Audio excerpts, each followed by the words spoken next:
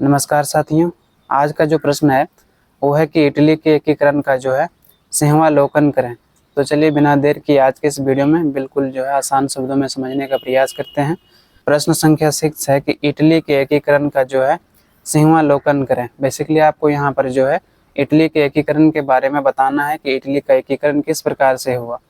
साथियों, सुबह का अभी 6 बज रहा है और मैं आप लोगों के लिए जो है वीडियो रिकॉर्ड कर रहा हूँ क्योंकि आपका एग्ज़ाम जो है काफ़ी नज़दीक आ चुका है। ऐसे में जो है मेरे पास समय ना होते हुए मुझे सुबह रिकॉर्ड करना पड़ रहा है वीडियो।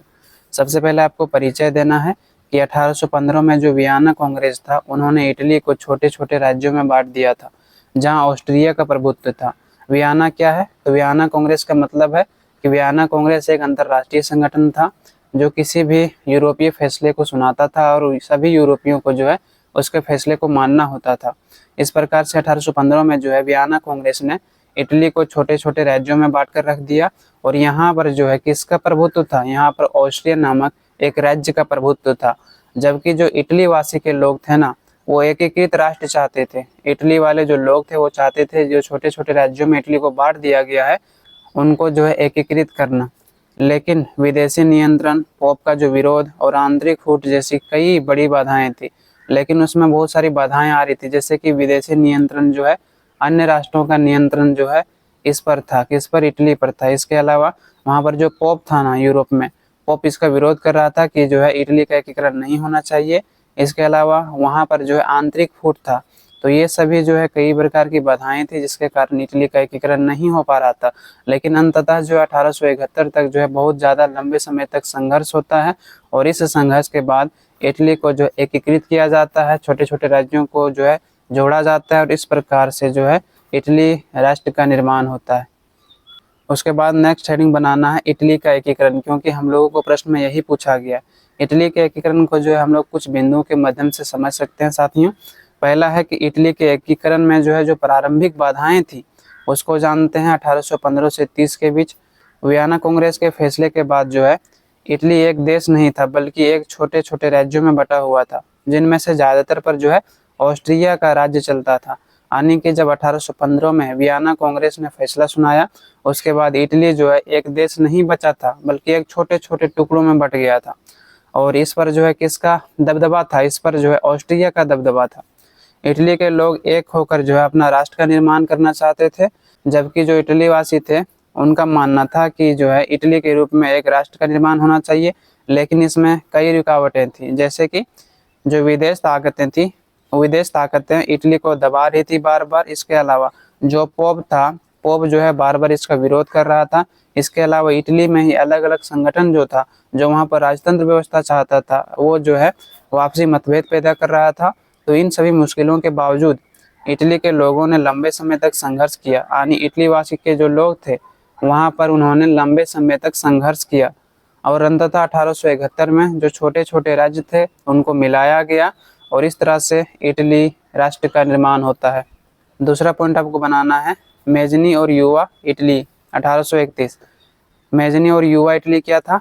तो ज्यूसेppe मेजनी नाम के एक युवा था जिन्होंने युवा इटली संगठन को जो है बनाया था, जिसका मुख्य लक्ष्य क्या था? इसका मुख्य लक्ष्य था जनता के जनतांत्रिक प्रयासों से इटली को एक करना। यानी जनता के प्रयासों से ही जो है इटली को एक करना।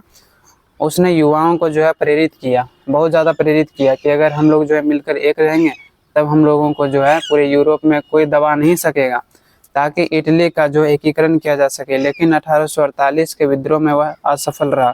यानी कि यहाँ के युवाओं को बहुत ज़्यादा प्रेरित किया और इस प्रकार से युवा इटली का भी गठन किया था इन्होंने एक संगठन का, लेकिन जो है उतना ज़्यादा सफलता इनको नहीं मिला। यह माना जाता है कि 1848 में एक विद्रोह होता है और इस विद्रोह में जो है इनके जो उद्देश्य थे उनको पूरी तरह से कुचल दिया जाता है। तीसरा पॉइंट बनाना है 1848 की क्रांति और असफलता। 1848 ईस्वी तक जो है पूरे यूरोप में क्रांति की लहर फैल चुकी थी। इटली के राज्यों में भी यह जो है विद्रोह देखने को मिलता है जहां पर संविधान और आज़ादी की मांग उठाई गई। यानी 1848 तक आते आते पूरे यूरोप में जो है देशभक्ति की भावना, राष्ट्रवाद की भावना पूरी तरह से फैल गई और इसका प्रभाव जो है इटली पर भी देखा गया। और यहाँ पर जो है संविधान और आज़ादी की मांग यहाँ के लोगों के द्वारा उठाई जाने लगी, लेकिन जो ऑस्ट्रिया था उन्होंने सख्ती से इसका दमन किया। खासतौर पर ऑस्ट्रिया में जब मेटरनी का शासन था तो इन्होंने जो है राजतंत्र व्यवस्था को सपोर्ट करता था और लोकतांत्रिक व्यवस्था का विरोध करता था। इन्होंने जो है लोकतांत्रिक व्यवस्था का विरोध किया, जिसके कारण इटली के एकीकरण का प्रयास फिर से विफल रहा और इस प्रकार से इटली का एकीकरण यहाँ पर भी नहीं हो पाया था 1848 तक। चौथा पॉइंट बनाना है काउंट काउर की नीति। काउंट काउर की नीति क्या थी? सार्डिनिया पिंडमांड के जो प्रधानमंत्री थे काउर, उन्होंने जो है व्यवहारिक रास्ता को अपनाया। उन्होंने फ्रांस के जो नेपोलियन तृतीयक था उससे गठबंधन कर लिया और 1859 में ऑस्ट्रिया के खिलाफ युद्ध की जीत, इससे उत्तरी इटली आज़ाद हुआ। यानी इसका मतलब ये है कि काउंट काउर ने एक अलग ही नीति अपनाई और उन्होंने कुछ राष्ट्रों से मित्रता स्थापित कर लिया। और जब मित्रता स्थापित कर लिया तो ऐसी स्थिति में कहा कि अगर हम ऑस्ट्रिया के खिलाफ युद्ध करेंगे तो आप सभी जो है उनका साथ मत देना, और इस प्रकार से ऑस्ट्रिया के खिलाफ युद्ध कर देता है काउंट काउर और इन्होंने जो है उत्तरी इटली जो था उनको आज़ाद करा दिया। पांचवा पॉइंट है गैरिबाल्डी और अंतिम एकीकरण 1860-71। यानी जियोप्से गैरिबाल्डी ने 1860 में जो दक्षिण इटली था ना उनको जीतकर और सार्डिनिया को सौंप दिया। मैंने पहले आपको बताया कि जो काउंट काउर था उन्होंने ऑस्ट्रिया के खिलाफ युद्ध को लड़ा था और यहाँ पर उत्तरी इटली जीत लिया, अब रह गया था दक्षिण इटली।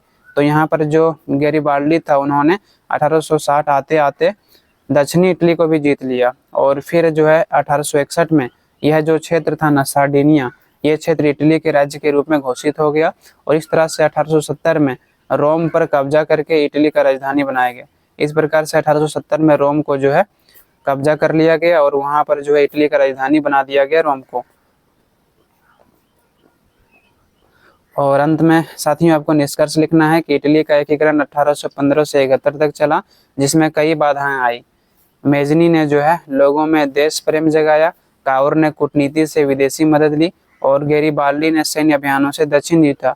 इन सब के प्रयासों से जो आखिरकार रोम इटली की राजधानी बनाई गई और इटली का एकीकरण हुआ। तो इस प्रकार से आपको आंसर लिख कर आने हैं। अब हम लोगों ने जो है हिस्ट्री मेजर पेपर 9 के कुछ VVI क्वेश्चंस आपको कहा था और ये भी कहा था कि ये सारे क्वेश्चंस इंपॉर्टेंट है जो एग्जाम में पूछा जा सकता है। तो मैं सारे क्वेश्चन को आपको करवा चुका हूँ, पहला हो गया, दूसरा तीसरा भी हो गया और सारे अथवा वाला भी हो चुका है, ठीक है ना। चौथा भी आपका हमने करवा दिया है, पांचवा आज हो गया। आपका एक क्वेश्चन जो रह गया साथियों वो है जर्मनी के एकीकरण, जो हम लोग कल देखने वाले हैं।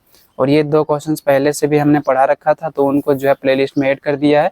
डिस्क्रिप्शन में मेजर पेपर 9 के कंप्लीट प्लेलिस्ट दिया हुआ है, तो वहाँ पर आप जाके देख सकते हो। आज के लिए इतना ही, आप लोगों से बहुत जल्द मिलते हैं नेक्स्ट वीडियो में। धन्यवाद।